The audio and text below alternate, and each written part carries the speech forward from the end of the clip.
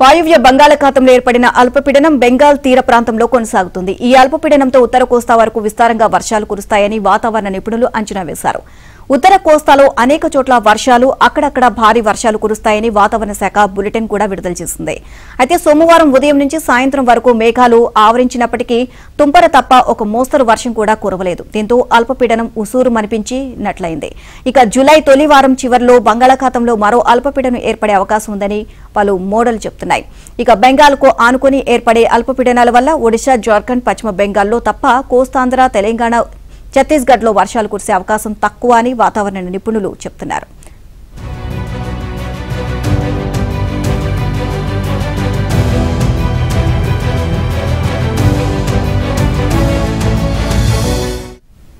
జూన్లో దేశవ్యాప్తంగా సాధారణం కంటే 9% ఎక్కువ వర్షపాతం నమోదైంది. అయితే ఏపీలో మాత్రం జూన్ నిరాశపరిచింది. జూన్లో 97.4 మిల్లీమీటర్లకు గాను 74.7 మిల్లీమీటర్లు వర్షపాతం, అంటే సాధారణం కంటే 23.8% తక్కువ వర్షపాతం నమోదైంది.